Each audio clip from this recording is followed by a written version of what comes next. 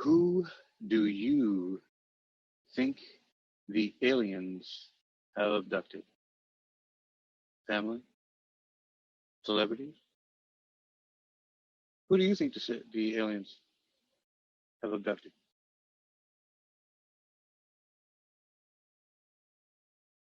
Family?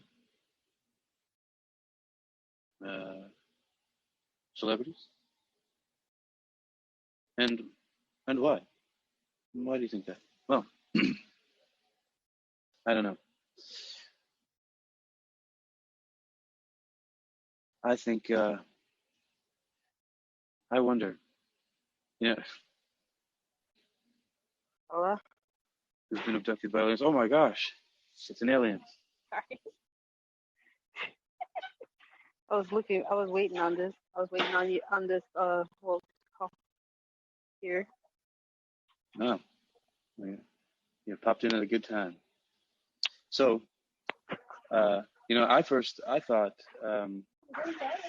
that Edgar Allan Poe got abducted by aliens. Why did it was so Edgar Allan Poe did or who did? Is it I believe it's I think that everybody. I mean, just look at his photos. I mean, like, okay, do you think that from what you're saying, because like, who do you think the aliens have abducted? Yeah, I believe everybody that's that was celebritized and whatnot, family wise, family or however it's called. But you can't just say everybody. Like, I'm talking about who. Like, do you think, for example, that I don't know who's Edgar hot? Allan Poe did. Well, yeah, Edgar Allan Poe. Who's hot right now in the music scene? Do you think that maybe what's his name? The is it the Dream or something like that? I don't. The dream, the impossible dream. But maybe like Zoe Saldana or yes. what about speaking of Z's, what about Zendaya? What do you think Zendaya could have been abducted by? Yeah, most definitely. Most definitely. I believe it was her because like the way she was, what she was doing and how she does it in Euphoria, the show, it's over. It's over and done with. It's over. She got abducted before that happened.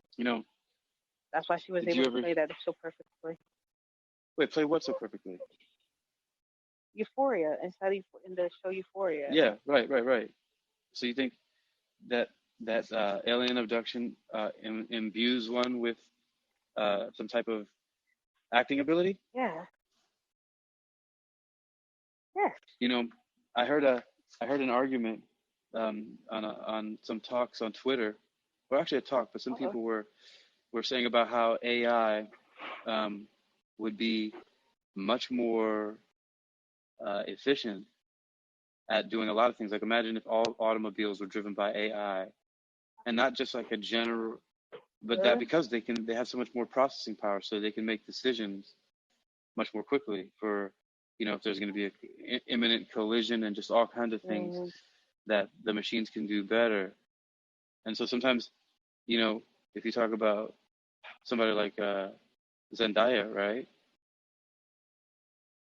and being abducted by aliens, you're saying that it could have enhanced her ability to play a specific role? Yes, because like I only knew her as a sweet character, and then she becomes this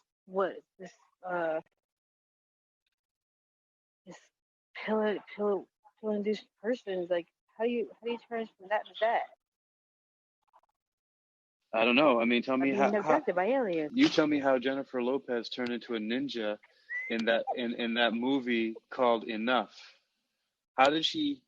I saw that. Yo. She was doing that protecting her child. Yo, so I don't think you get me here. All right. So alien abduction is no laughing matter. people really feel like they've been abducted by aliens. Do you know that? Do you know anybody who's claimed to have been abducted by aliens? And if you do, No, not yet. have they said that it was a pleasant experience? That's who I want to hear from.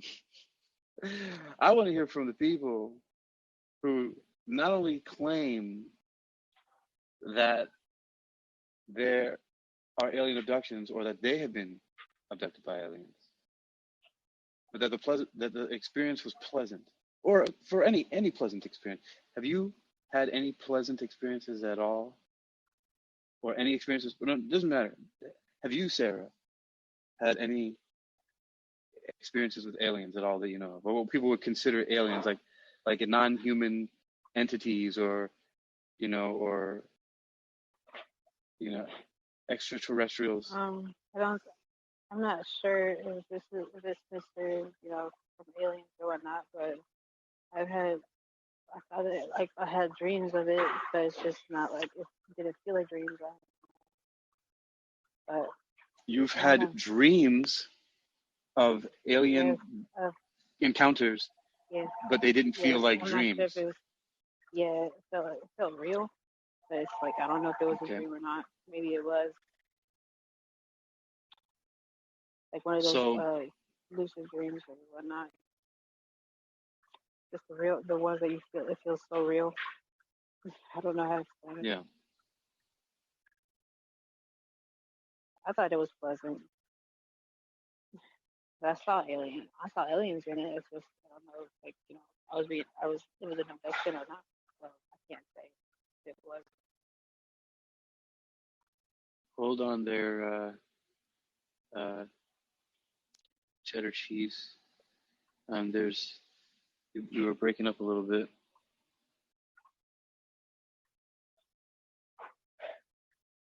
All right. Well, until I hear Miss Sarah Del Valle coming in loud and clear. Are you there? Are you there? Come in and speak loud and clear. No. All right. So, who do you think the aliens have abducted? The alien abduction is no laughing matter. As a matter of fact, on my website, UniquilibriuM.com, it says healthy living and self-defense, and then it says hypnosis, yoga, capoeira, aliens, and now I want to know: has anybody had any encounter with aliens? And if you have, were these experiences? Was your experience, or were your experiences pleasant? So did you or did you not have pleasant experiences with aliens? Well, I don't think that those really exist as much as some people have reported.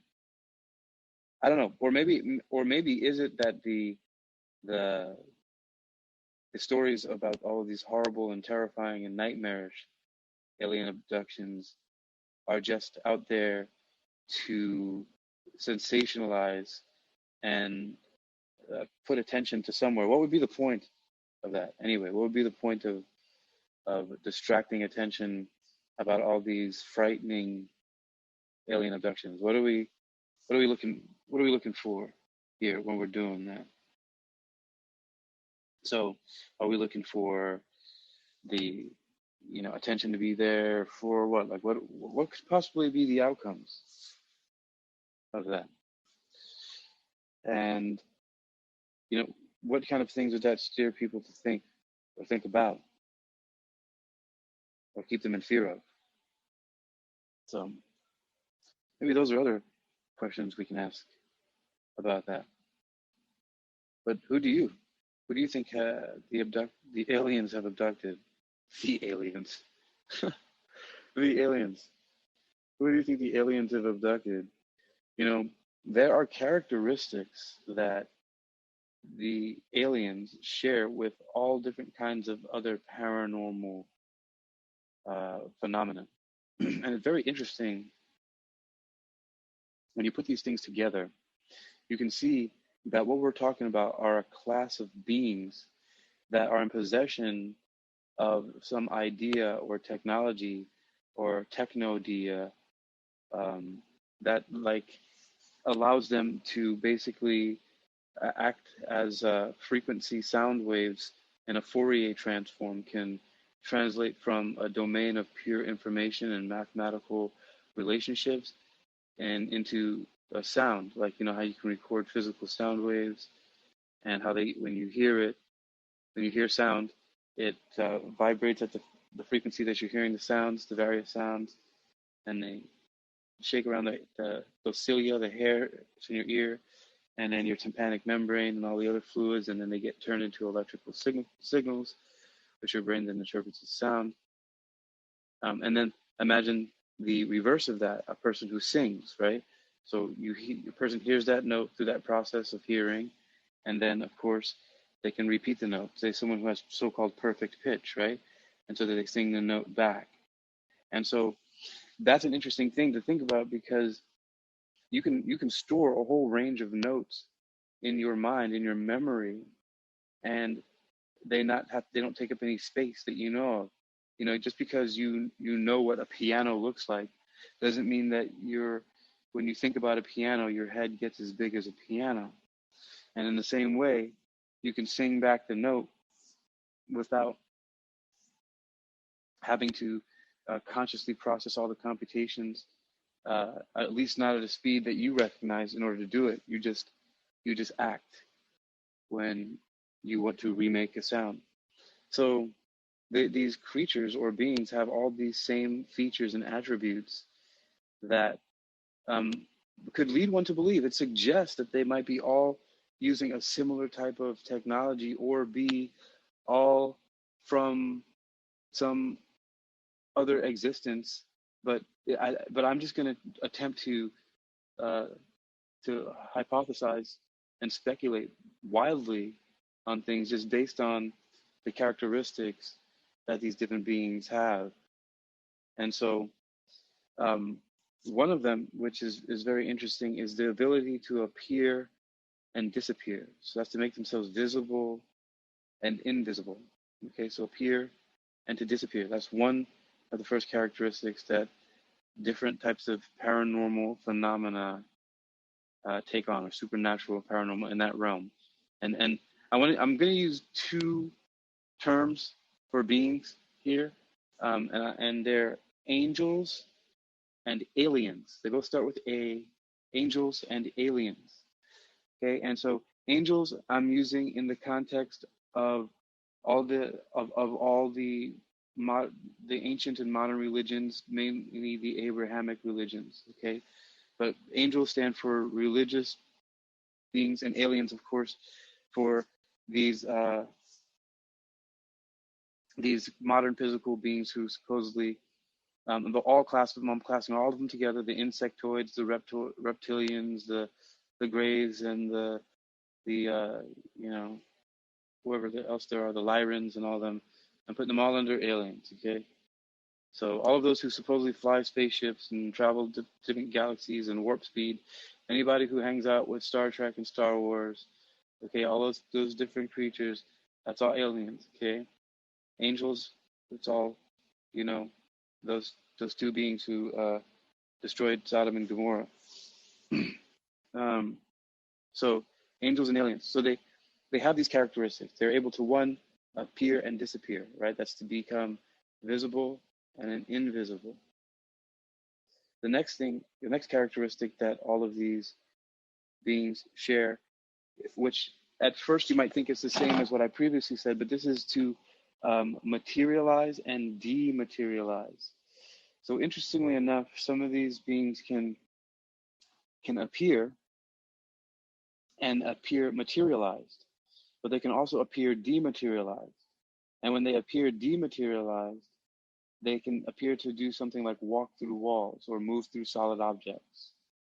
And so that's the difference between being dematerialized or materialized, is the ability to interact with solid physical 3D objects as we know them. And so, and that can be with or without invisibility. So there's also, but then see, the one thing I'm speculating about is because when there's another thing that comes up that I'll get to in a second, that has to do with dematerializing and being invisible. The next thing here is, so we've got them being able to become invisible and visible, to materialize and dematerialize. And then another thing that goes along with dematerializing and being able to move through solid objects is the ability of all of these angels and aliens to do some variation of hovering, floating, floating or flying, right? So they seem to be able to defy gravity in some ways, of creating some kind of gravity hill or anti-gravity field, and so you have that, and then the other one that's very, very common is very often for these beings, the angels and or aliens, to speak telepathically. So they don't speak with physical words. They don't use that same process I described earlier of transforming physical sound into to signals in your brain that just somehow becomes a signal in your brain or an idea. And so that's telepathy. Now, just going off of there, so these are all these same characteristics that angels, remember all the religious deities and all that, and aliens share in common. And so there's a whole list so far, right? There's this whole list. The list is getting pretty deep, and I'm not even done yet. I think I've got a list of 5 things, right? This one is they can become visible and invisible, right? They can materialize and dematerialize. They can hover, float, fly, right? And they speak or communicate. Actually, I should say rather communicate telepathically. So, and the next thing is now then being able to interact with matter is telekinesis. So they can telekinetically move objects seemingly from a distance by either looking at it or making hand gestures, right? So all this stuff, again, if you've been a fan of comic books or watch cartoons or all the new Avengers movies and all that stuff like that, all of this is not unfamiliar to you conceptually now, at least that if you've seen these movies, right? But these are just all the labels that go with them. But also, interestingly enough, these different beings that are classified as either angels or aliens share these exact same characteristics. And again, it's visible, become visible or invisible, right? Materialize, dematerialize, to hover, float, fly, right? Or levitate. And then also to communicate telepathically. And then the next thing is to move things telekinetically. So move physical objects at a distance, right? As in like hauntings with poltergeists and things like that. Again, angels, right? Poltergeists. I'm putting this all under all that type of stuff that comes with like the dead and dying and the afterlife and religions. This is all on the angel side. And aliens is all in the flesh and blood technology side. So it's like kind of like Marvel versus DC, whereas DC is all the religion stuff and all the folklore, whereas Marvel is more the scientists creating trouble. So, so then you have from telekinetic powers, telekinetic abilities. There are all different type of telekinetic abilities, and there's like different types of kinetic abilities are different types of telekinesis. So you have different thermokinesis, right? You have cryokinesis, the ability to make things really cold, or you have pyrokinesis, dealing with fire and making things really hot. And some beings could probably have a general thermokinesis by changing the temperature in rooms. So sometimes people have usually reported things getting very cold, or sometimes objects becoming very hot. So that's very interesting that the air, the atmosphere usually becomes cold, while it's usually objects that become burning hot. And so then we have that's thermokinesis, and then you have all the different elements, right? You can have aquakinesis, control of water, and on and on and on, right? So and any Greek or Latin words you can attach onto kinesis that have some kind of element attached to them, right? So but you usually don't see all of those different kinds. You usually, I just did that for explanatory purposes, just to diatribe and collect my thoughts. But you usually don't see all of those different types of things, like thermokinesis, yeah, like the temperature changes are something that's often reported. And then following that, besides those different types of abilities, you have the ability to make other things materialize and dematerialize. So the ability to make things come into existence, like just to open their hands and all of a sudden there'll be like a crystal ball, for example, floating there, and they're using it to like look at the location of their ship in orbit above Earth, waiting for them to take back off and bring their human cargo with them, right? So you have all of those different abilities, right? So again, going on the list here is the ability to become visible and invisible, to materialize and dematerialize, to float, fly, hover, or levitate, the ability to communicate telepathically, the ability to move objects telekinetically, and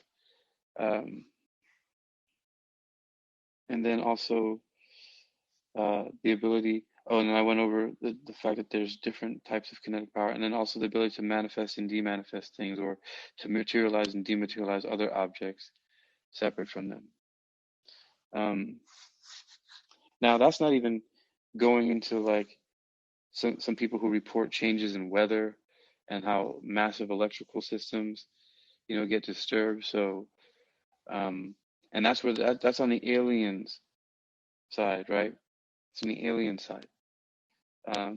But so you got angels and aliens, and they share all those common traits. So are they just using the same technology, or are they the same beings that people are perceiving differently? Like are they just playing dress up, and they're just having a blast, just running around and doing all these things, and they're just really pranksters, a bunch of Lokis running around, and we're over here thinking we're dealing with aliens or angels, right? There's demons. We think they're demons running around, and they're really aliens. Like, who knows? But they all share these same characteristics, and people report them all kinds. But I wonder if it's because when people are speaking about angels, do people mostly speak about their encounters with angels favorably? I'd like to know if you've had an encounter with angels. Was it a favorable experience with the angels, or anything like a ghost encounter? Or did a departed loved one, did someone who died come back and visit you? Was it a pleasant experience? Because these beings are all sharing these similar characteristics. I wonder, if people are they pleasant experiences? And because, the most awful thing is people are talking about, there's a whole communities of them, is to be abducted by so-called aliens, right? And then all the horrific things and experiences that people claim to have when that happens. So I'm linking them because of various traits that seem to be overlapping, like so many of them that overlap, that these different creatures, these supernatural entities, right, seem to possess. Ghosts just as much as aliens, just as much as angels. There's all of that stuff. They don't seem, there's no separation in what they can do. They're doing the same thing. So are they the same? Or are they different? What's going on here? Why is this so? Why is it Why do they have the same exact powers? And why are the powers that they have, like, there's nothing really, like, we've imagined all of it and put it in books and graphic novels and comic books and TV shows and cinema. You know, you got people snapping their fingers like Thanos and wiping out half of all existence. Oh, it's just fiction. Okay, right, but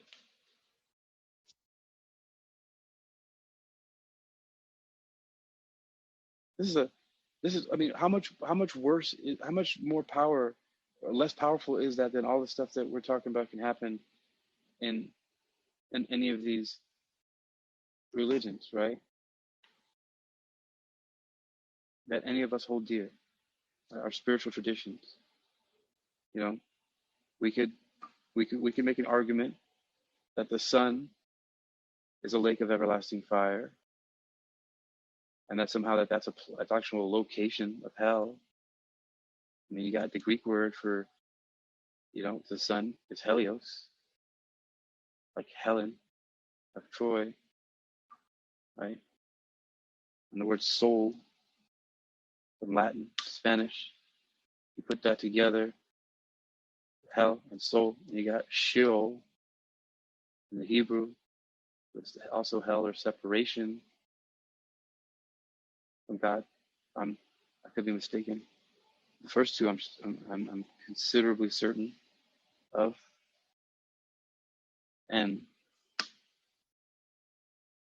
so what if that's a location? Who knows? Again, wild speculation. But the most terrible thing to happen to people are these alien abductions that people report and have nightmares and then undergo hypnotic trances to recover these memories, to recover these terrible experiences. And for a lot of them to then, mostly people keep it a secret in fear of being ridiculed. Because everybody's like, oh, you're just crazy. And before it was the same thing. UFOs, oh yeah, you didn't see no UFOs. Oh, but then all of a sudden, the U.S. government that you claim to distrust decides to release a few videos from the Air Force pilots and say, yeah, UFOs exist. We're going to call them UAPs instead, but they're there. And we were really interested in them because we just wonder if they're a threat to national security. Right? And so now then more people are on board. Oh, well, Uncle Sam said that they exist, the UFO. But we still don't know. Right? Like this Luis Elizondo guy, right? Says that, UFOs exist and they may not be from outer space. They may be from Earth, and that's even more terrifying, right? Because they're scared of if that's the story they're pushing, then their concern is for national security because like, oh, holy crap, these things, the maneuverability of these crafts, the things that they can do, that's a threat to national security. They can zip in and out and do whatever they want. They seem to be impervious to our attacks because some people have claimed firing missiles and various other munitions and and ballistic weapons to no effect. Supposedly, I don't know. I haven't seen any bullets bouncing off of UFOs lately. Have you? Nope. Nope. Has anybody that you know of been, or anybody claimed, and seriously claimed that you know to have been abducted by aliens? It's no laughing matter. As a matter of there's a gentleman, Dr. I think it's Peter Jacob, but I could be wrong. I wrote a book called The Threat. The Threat. And the threat was something like exposing the alien presence among us or something like that. And from Temple University, I forgot. Let me look and see if I can find it real quick, just by a quick search. Global threats from invasive alien species. No, that's not what I'm looking for. Let me see. What's her name? Hi, Bixby. Hello, Bixby. She probably won't work while I'm using this app here. That's pretty cool. You learn. You live and learn the technology. That's right, because it requires the use of the microphone where it's at. Anyway, yeah, David Jacobs, maybe that's his name. All right. But the book called Threat, something about the alien, exposing the alien presence among us. And, he's really freaking out about how they're splicing their genes into us and doing all this other kind of stuff. And so there's a lot of people.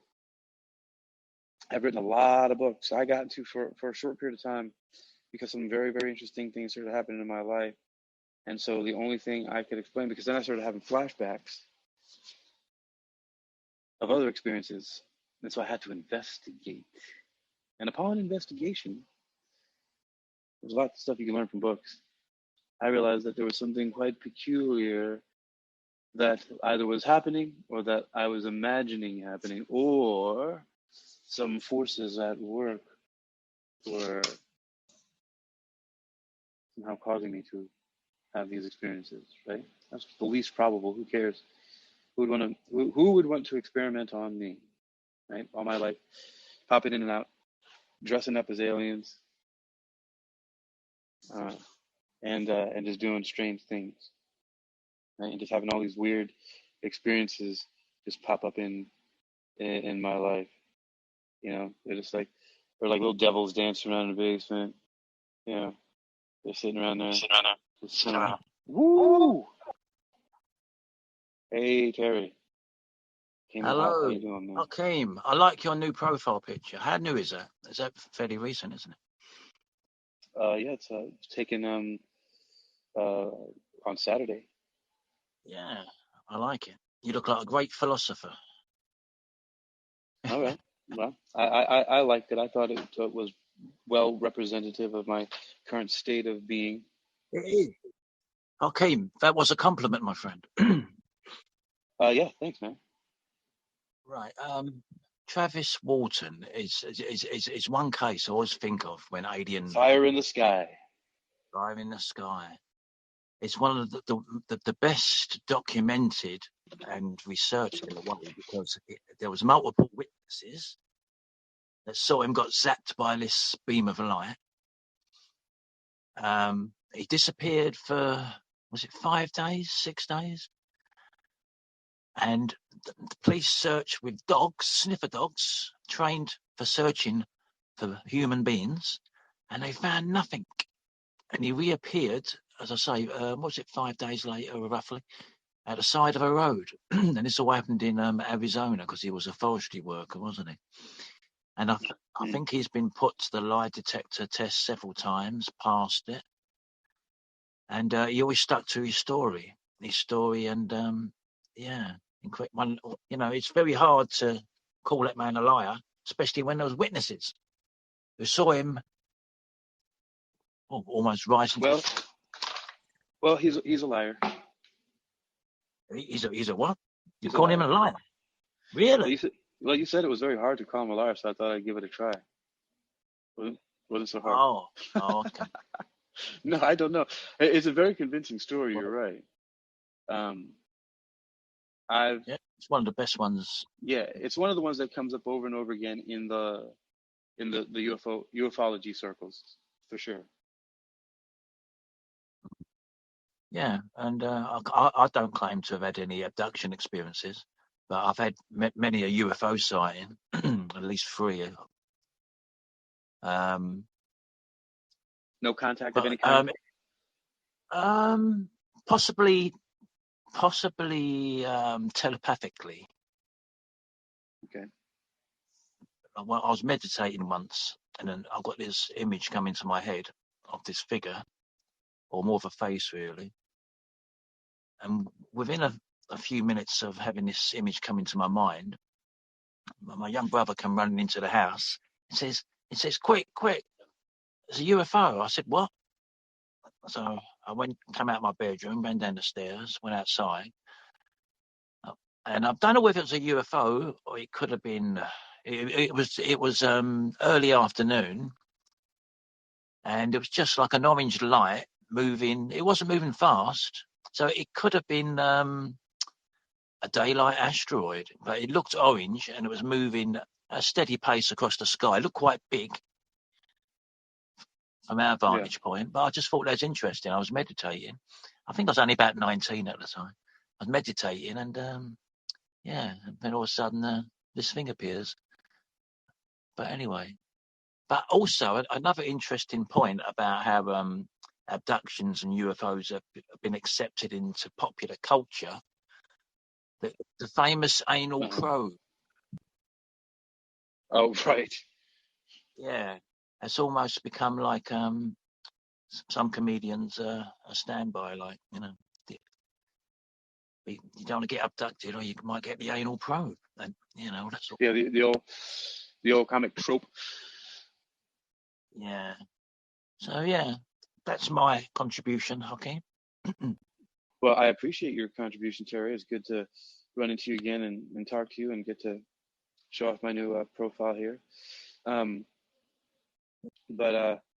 so, are there any other alien stories or anything similar paranormal? Because remember, I was also talking about how there's angels and aliens, and they all have very similar characteristics. They're almost identical in the things that they can do. Yeah. So. Well, some serious ufologists do reckon that a lot of UFOs are interdimensional, which is the reason why they seem to disappear and reappear and can they can just zoom off, but they can also dematerialize. But have any of them explained what they mean by interdimensional? Well, yeah, they just they attune the vibration of their craft, because I believe their craft is a living organism practically, and they can just tune the frequency, and in they come into our awareness, and then they can exit it as quickly as they appear. So I think Daryl with the dashes is going online right now. Okay.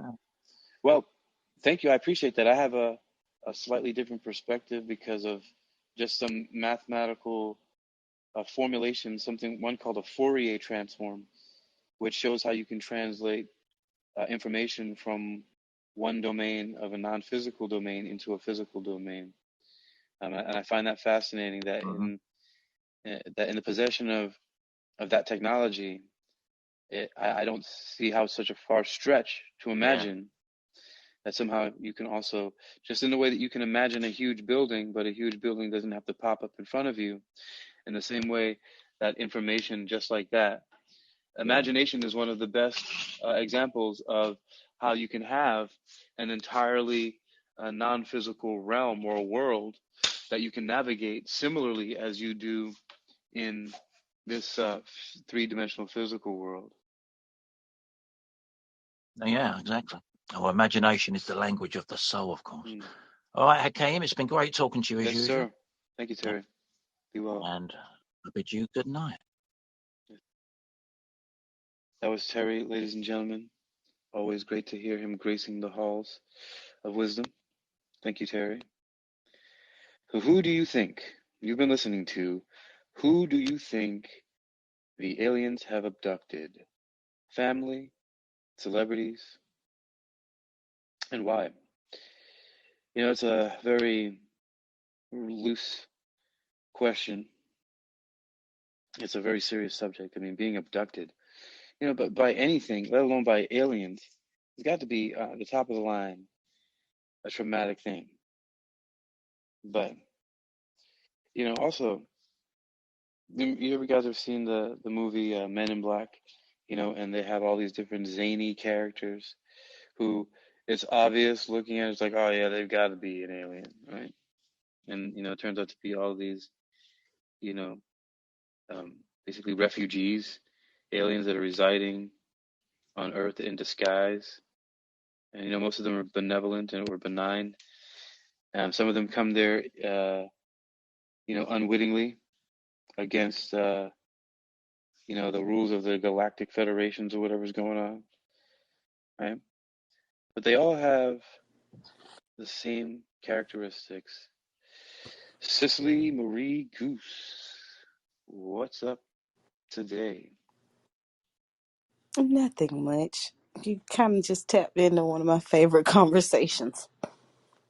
I wanted to ask you, what's your background in science and STEM?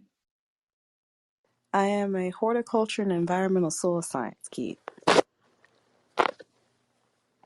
So I Right. study plants on the full scale and soil science from macro to micro. The full environment of soil versus plants versus humans. So let me ask you a question about that. If I were to take some really good soil, right, and I would have put in a relatively, a decently sized pot, and one seed I put in was a seed of nightshade, and the other seed was a seed for corn. And if I covered them up and watered them, would they both grow?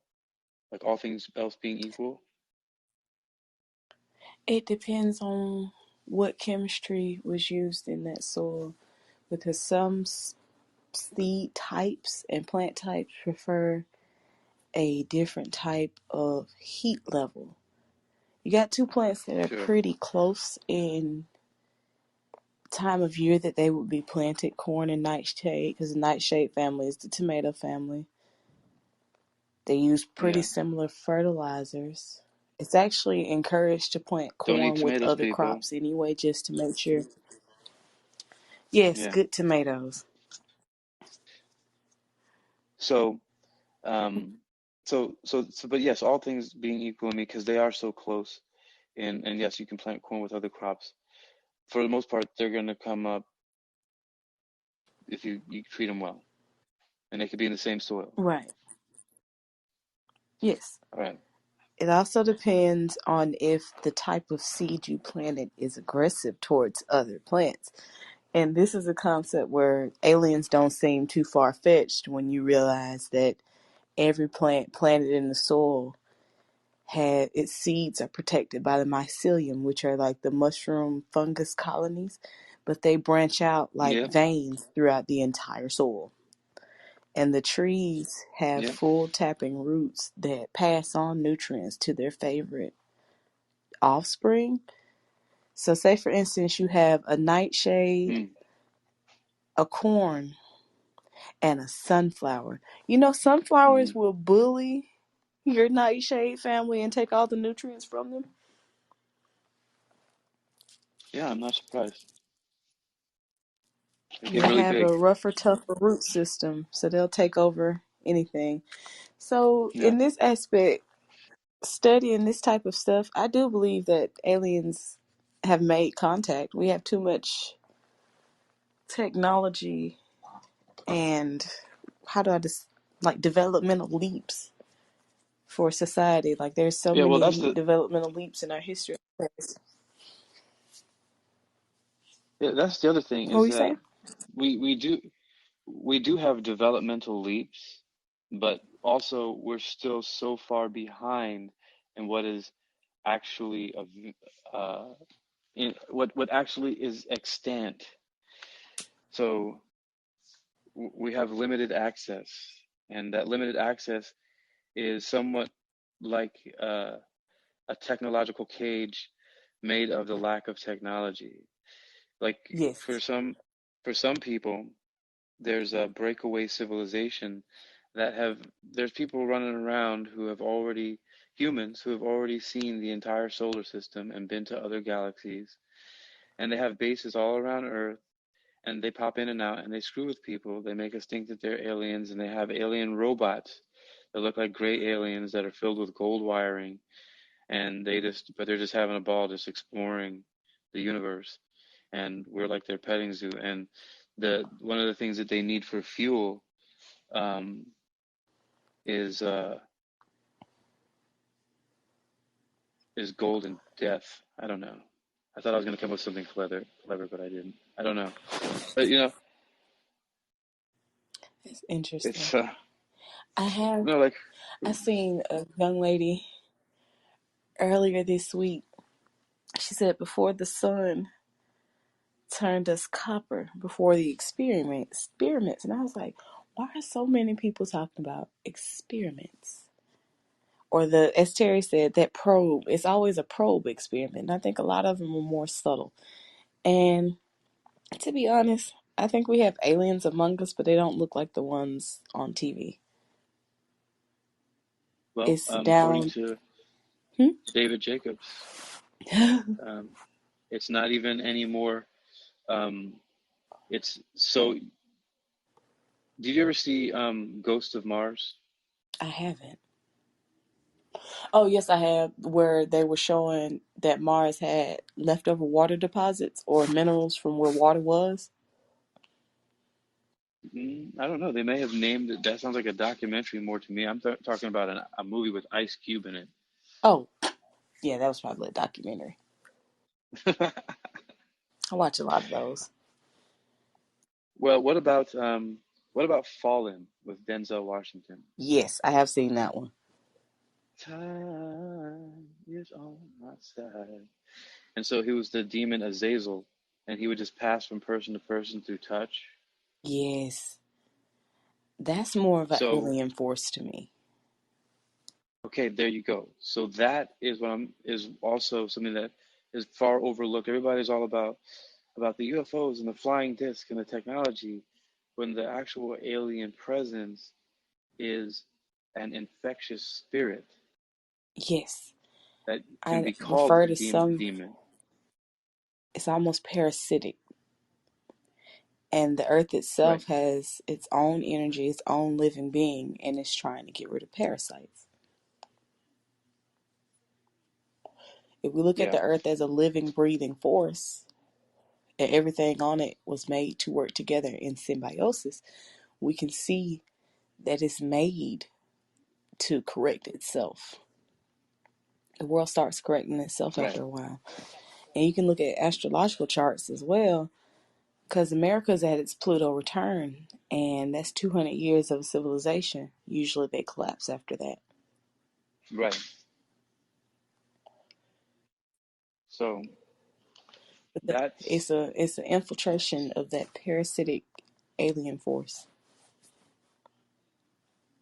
and you're saying it's more a thought force than it is like a technological force or like a Yes, spiritual force. because yes, it's something within the human consciousness that has become pervasive. Because I've lived a hard knock life. I've lived one of those rougher lives, but I don't have the desire to go out and harm someone. That's almost Right. parasitic in a Yeah, way. that's crazy. I don't think of harming children, even though I was harmed as a child. It's Right. parasitic. Like, what has Yes. pervaded this person's consciousness to the Oh point my that they gosh. believe that this is okay? And it's a large number of parasites that believe that it's okay. Right. And they're starting to drop like flies. And I was like, I know if time is on my side. I know if I waited long enough, it would correct itself. Yeah. Because I know So the soil yeah. composition of a human. Uh-huh. We are made up of minerals, salts, and water that feed thousands of bacteria. We're more bacteria than we are human. We're more cells than Microbiome, they call it. anything. A microbiome. So what pervades the Yeah. microbiome to the point that these people believe that this is okay? That's parasitic. It's truly something trying to eat this person.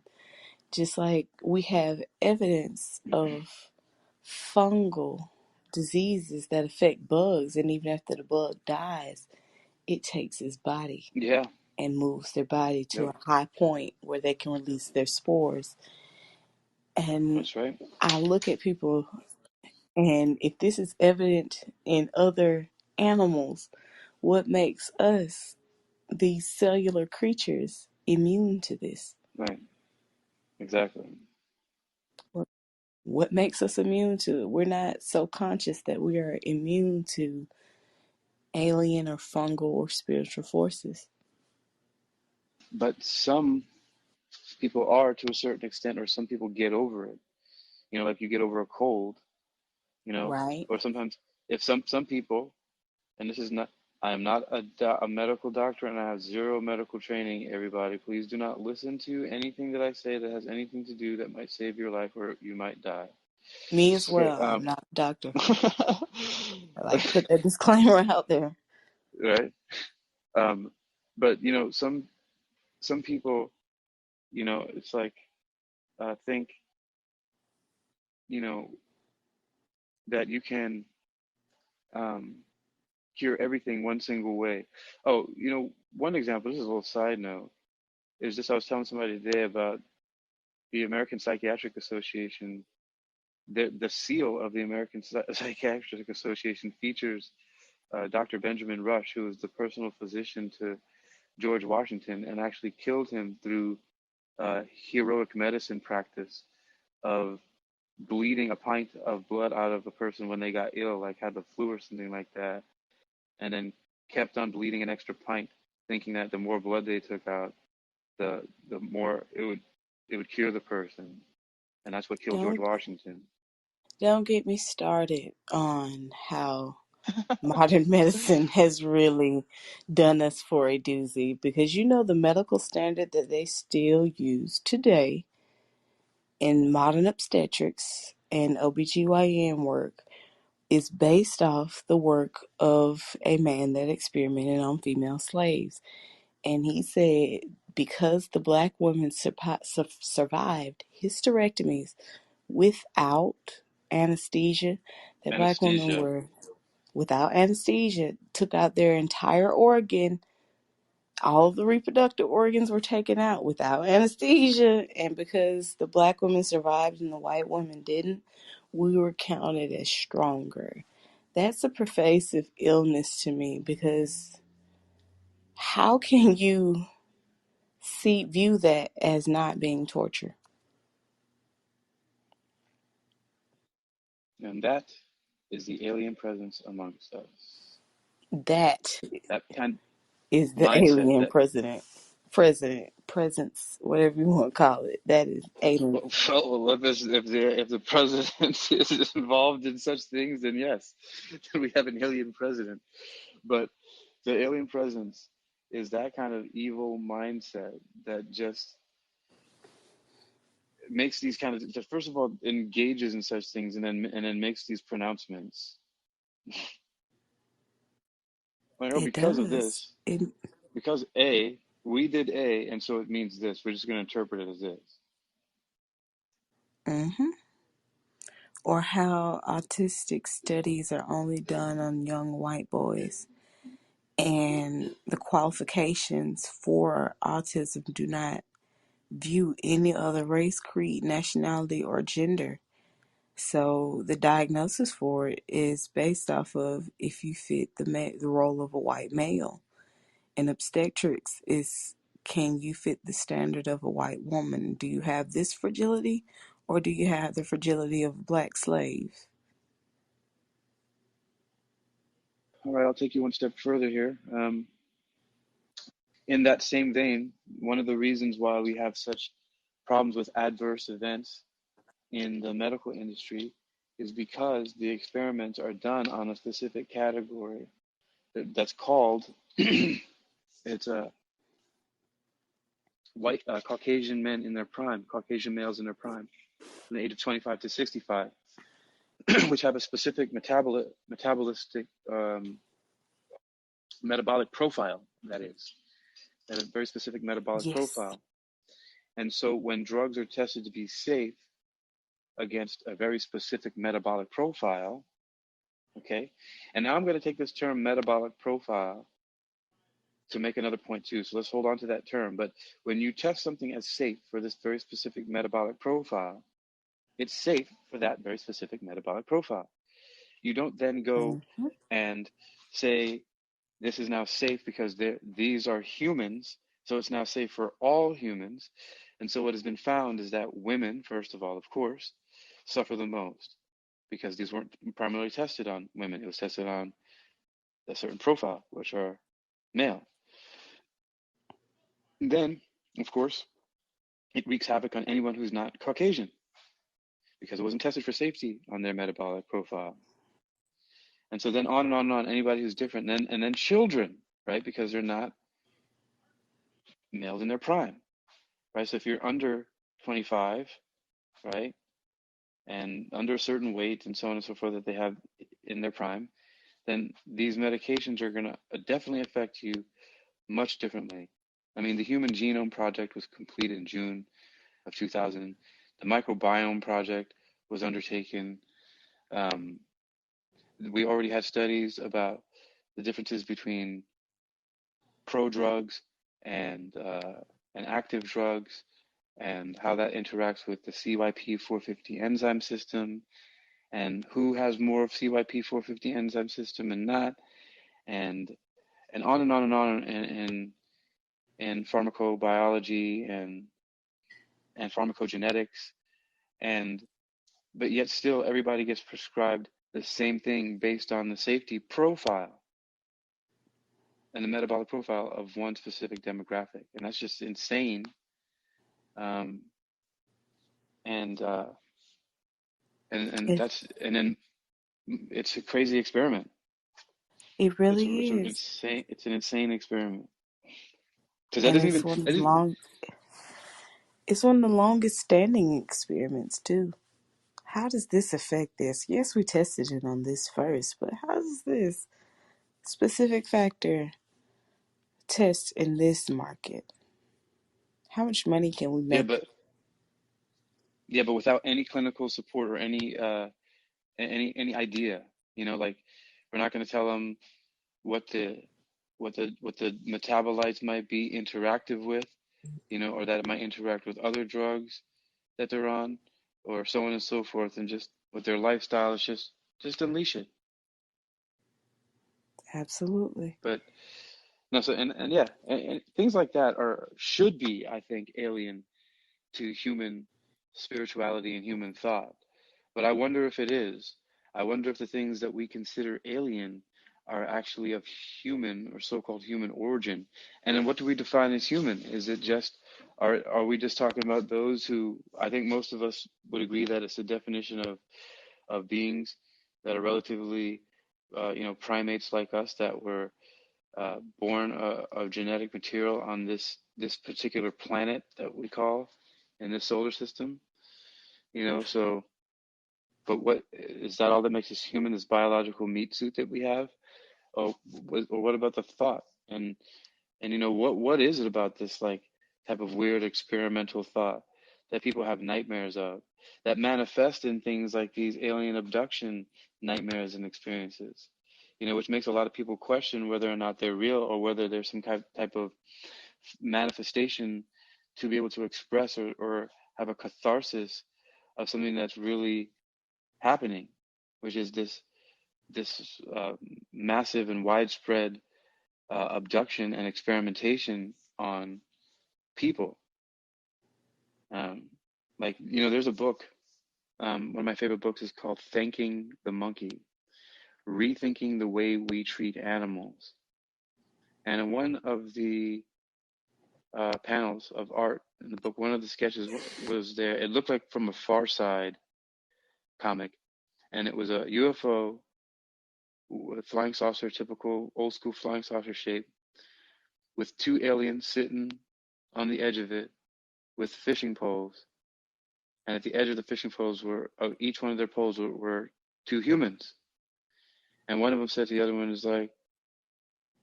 he says, are they all right? It's like, what? Are they hurt or something like that? And the other one says, nah, they just wiggle around like that because they're confused. Ooh. And it's just like the whole thing, like that's just completely inhumane, right? It's like, oh, they're not in pain. They're just confused. They just don't know what's going on because we're pulling them out of the water. So it's like this thing, like how people just completely dehumanize everything. Yes. And so what if it is happening to us really on that biological alien abduction level? Who do we have any right? How many of us protest that happening to the mice and the rabbits that they clone inside these laboratories for all these purposes, and things Right. that they abduct out of the wild all the time, and then just, you know, nobody buries the roadkill. Yes. Nature takes care of it. And that always gets to the point of the alien abduction of the African American community, because we were literally taken from home and sold, taken to an alien nation and sold and experimented on, worked on, put to work. Like, I look at the geography of North Carolina. American settlers completely changed that landscape to grow rice, but the people that they used were enslaved from the other side of the earth. And how much of the experiment has been done already, and it's just off of a mindset or a thought. These people are less than Yeah. human. These are monkeys compared to us evolved human beings. And it's really odd to try to conceptualize the amount. It's the Well, amount of pure trauma done in the thought of humane research.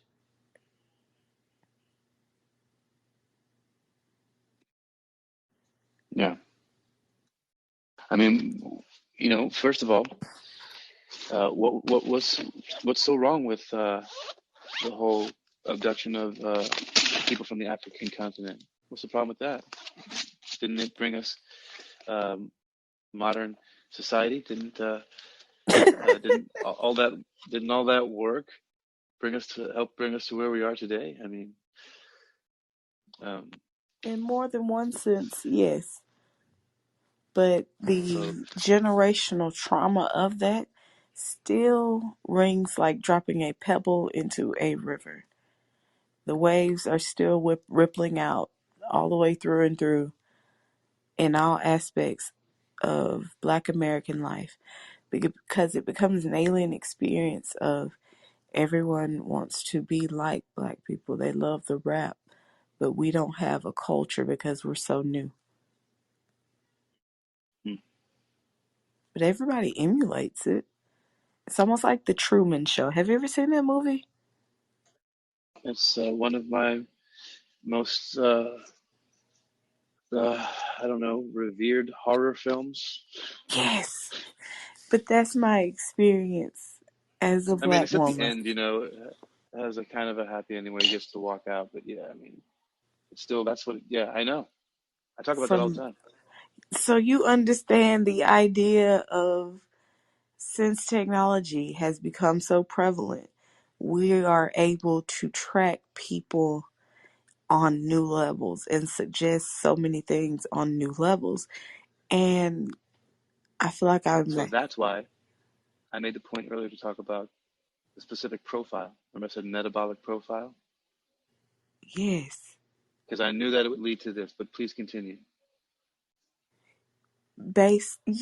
See, we came full circle. I love that. It's almost as if there have been studies, and there was one famous movie about it, where a Black woman's cells were used to treat a disease, and they made an antidote for it based off of her immunity to it. But they never paid her, even after death, or her family, because it was an experiment. It was done It might be unlawfully. Henrietta Lack. Yes, Henrietta Lack. I remember watching that movie. They call them HeLa cells, HeLa. I remember when I was studying some in biology classes, we learned about the HeLa cells.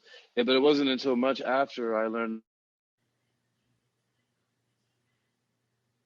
I think you got a phone call. Excuse me. it wasn't until after I learned about the HeLa cells, then I learned about Henrietta Lack. Anyway, yeah, that's a crazy story. Yep, yep. They used it was a cancer. It was something about ovarian. It was actually another, probably like some kind of reproductive organ research they were doing. But I think it was like cervical or something like that. But yeah, or ovarian. I'm not sure. But yeah, it's pretty incredible that they've been using it for research for forever. The Yes. HeLa cells, HeLa for Henrietta Lack. Yeah. And it went right back into a circle because we were the first ones experimented on and survived having reproductive organs removed. It makes sense by evolution standards that Black Americans being enslaved forced us to go through a type of evolution that happened very quickly. Over 200 years, it happened. It cleared so many different diseases, so many different ailments. It created a lot, but it also destroyed a lot of evolutionary paths, like in the brain, Hmm. and how Okay. synapse connects via experience and it can be passed on through generations. I make the joke that I am my ancestors' wildest dreams because I am the culmination of only survivors. Wow. Huh. Say that again, please. We got to hear that again. I say that I am my ancestors' wildest dream because I am only a culmination of survivors. And that goes for two sides because where I was born is a Cherokee native land. My grandmother was a dark-skinned woman with straight hair. They always said she was part native. And one of my other favorite jokes is I wasn't born this dark-skinned for any odd reason. There is a point because the people tried to destroy us in every way, form, and fashion, and we survived. Yes, we're the babies of the world. We're the newest culture. But you got to look at the genetic factors of it. We're the culmination of the only people that could survive extreme torture. Hmm. Extreme torture. That's that's one way of putting it. That's I went to a museum in the South and they showed a advertisement for using black babies as alligator bait, a cookbook on how to cook Negroes, and a Mamie made painting of a woman nursing a white child. If that's not torture, I don't know what is. wow. The That's city, pretty. I'm sorry, Yeah. the city No, that I'm listening. I spent my time in college has a record with pictures of slave sailors, and it's right. They certain businesses close at a certain time because they would go to the slave in the middle of the day, and that's not so far removed. Huh. There are people that are old enough to still remember it. Yeah. And I've sat down and had a lot of conversations with the elders of the black community because no one writes these things down. Right. It's just word of mouth. And these people are tough. Like the generation that's still here remembers Jim Crow. It's not that far removed. They're in their 60s. They can remember the fear Now, and watching people get water hoses put on them, now, attack let me, dogs. let me ask you a question. So, you said nobody writes these things down. Do you write? I do. Okay. Because, there's, I mean, there have been some books I've read and stuff that I've heard about that I've seen in writing that have about about history that have really perplexed me, to say the least. And I just wonder, you know, these little bits of our history don't get documented, of course, but when we uncover them, like how you just relayed to me now, I just feel like it has to then continue to be disseminated. Sometimes as awful as it is sometimes, but why is that? Why would I feel compelled to share this? I don't understand it. Why would you feel compelled to share it? What does it help? What does it do? Well, I'm a firm believer in history that is not learned will repeat itself. And just like generational curses and trauma can live on throughout a family line, I feel like generational parasites can also live throughout as well. Yeah. So if we don't know this, there may be a genetic switch or a moment of trauma where you can snap back into something that happened 200 years ago just in your family line and not understand where it came from. So knowing that history helps us when those feelings come up or when somebody else's programming kicks in. Wow. Generational curses are referred to as generational habits in certain psych analysis that I've read. They're habits made from, well, it was a story a guy told. His mom would cut the end of a ham shank off before she put it in the oven. And the child asked the mom, "Why did we do this?" "I don't know, go ask your grandmother." He goes to the grandmother and asks why she does it. "Well, go talk to your great-grandmother." The great-grandmother said, "The reason that I did it was because my oven was too small for the full ham shank." It is a habit that may be passed on without telling the history of it, and people can't understand why they do it if they don't know that history. Yeah. I often tell that story. Not exactly as you do, but I got the gist of it, so I passed it on a lot because it serves well for many, many things. It does. And it's simple, but it makes people think, what habits do I have that are just habits?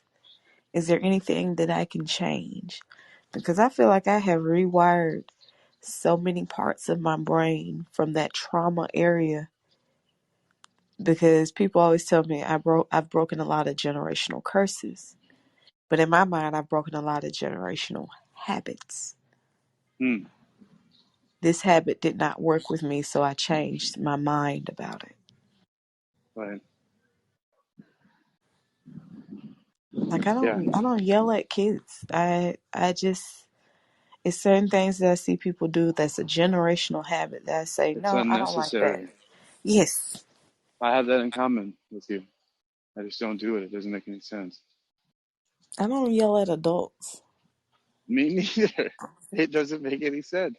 It In a certain doesn't. context, like if I'm yelling, like for example, in a sporting event, like when I'm teaching a class and I'm kickboxing, I'm projecting my voice. That's I'm yelling at adults. But I know what you mean, though. But I'm just pointing that out. But It it's not doesn't make necessary. sense. It's not. And people look at me, you think you're better. And I'm like, no, I No, don't. I think I'm it's not. human. I think. It's just not necessary. It's just not necessary. And with that, people test me to see Yep. if I'm really what I say I am. And I haven't You. said any of these things. All of the accolades that I receive, oh, you think you're smart. Oh, you think you're smarter than me. Never said any of these things. Yep. But I get tested on the fact from this alien idea, because it's almost like, who's the alien, me or you? You're so strange. That's so weird. I want to see if this is really what you say it is. So they take an experiment and they poke and prod, whether it's emotionally within bullying or physically in intimidation kind of thing, to see if I can corrupt this as much as I am corrupted. And I'm hard to break down in certain aspects. I've always been called hard-headed, but realistically I'm resilient and I can think logically. Yeah. Well, that's a key skill is, first of all, I don't know, they're equally important, resilience and logical thinking. You know, to me, they're often the same thing. And I say that because you may have been talking about resilience mentally and logic, but I was thinking resilience in an overall sense of, physically as well. And then when you were talking about logically, I just kind of automatically put that in the category of, intellectual thought, psychology, spiritual. But really, in essence, I understand what you're saying, that you need, overall, you do need to be resilient. But there's also a whole lot of space for that refinement of logic. And how, I had a friend that I saw all throughout middle school, and every time I saw her, she had a smile on her face, like a real smile on her face, like every single time. Her name was Janice Reed, and I saw her, and this is in middle school, and I saw her years later at University of Miami, on the campus of University of Miami, and she was still had the same smile on her face.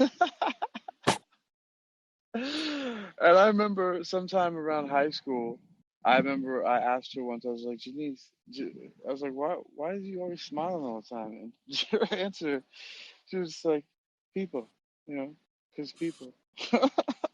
Yeah. And it can be as simple as, and for me, it can be as simple as, I thought the moon was pretty, so I just sat around and smiled half the day. What? Why? I would be having conversations with friends and coworkers, and they'd be talking about going on trips to different parts of the state. And then they would be like, oh, yeah, I've had a great time here. And I was like, what was the moon like? Because I know the altitude is high enough up where it was really clear and you were in the desert. And they're like, what? I went to the casino. I was like, oh, okay. It's that happiness in the simplest parts of life. Yeah, that brings to mind immediately the fact, have you heard that I'm interviewing an author named Katya Davidova? Yes. Yeah, so what did you just say about finding what? Happiness in Happiness. every. It's finding a reason to smile at the simplest things for me. Yeah. Yeah, her book is called Joy in Plain Sight, and it's basically about finding joy in your everyday, joy in the ordinary, and just talking about how joy shows up everywhere. And that just reminded me of that. And yeah. Yes, now I'll definitely be listening in for that one because that's something I've practiced my entire life, because I had one of those childhoods that was traumatic enough that I couldn't remember a lot of it. Yeah. But instead of worrying about what I couldn't remember, I smiled and I continued on to the next adventure. I say I started my life over at 18, and people would ask, why are you always so bubbles? Why does your voice sound like a hug when you giggle? Yeah. I didn't realize I had survived so many things. I just realized I was happy to be here at that point. And when you're just happy to be here, you find joy in the simplest of things. That's right. You I do. found so much joy in studying plants because I just sat outside and I would watch bugs walk across plants, and we were like, maybe she's just simple. Maybe she might be a little touched, as the old people would say. But I just found real enjoyment in watching nature just be. Why is she sitting up there staring at these fruits and vegetables smiling? Is she crazy? No, I realize I don't need much in this world. Yeah. And that's just a good giggle I can get by watching animals. Like I'll sit and watch rabbits, squirrels, deer, house cats, dogs, just watching from a macro scale and just enjoy it. And I try to tell people how to enjoy life as it is, but I can't explain it. It can be I can't difficult to break it explain down sometimes. because I don't need much. And people are like, what do you mean you don't need this? I was like, I try certain things out just to see if it's worth the effort. And I'm like, I don't like it. I'm going to put this down. Yeah. Because that late stage capitalist kind of world, which I feel like is an alien thought, because who thought of money and who do we owe this money to? Yeah, it seems to America's me like, like everything's going out into space somewhere. right. So who do we owe this money to? Because I like to know who kind of owns this body today. It's very important. Something I Yeah. really need to know, kind of thing. But it makes me wonder if we, in this late stage of capitalism, they make holes intentionally in us, put us into boxes and teachings that hone us into factory workers so that we can use our most valuable resource, time, Time. in the pursuit of alien topics. Time. Time, Yeah. just time. Our time is the most valuable thing that we have. And one of my biggest things lately has been taking my time for me. Like I took a nap today, and that was almost unheard of years ago. Like you Yeah. took a nap? What do you mean? You actually rested? Yes, because that time is valuable for cellular repair. It You is. get enough sleep, you may feel better. Yes. Cicely Marie Goose, thank you for joining me. I have had to have a client here at the gym right now. I just arrived and I got to go run and address that. So, unfortunately, as much as I would like to continue, I have to go see them. Hey, what's up, Andrew? So, yep, It so I'm has going to been take off. a wonderful conversation. I Yeah, appreciate this well, topic as well. you are fantastic, and I really want to hear your thoughts on this again. And I'll make sure that I watch my time when I start speaking about things better.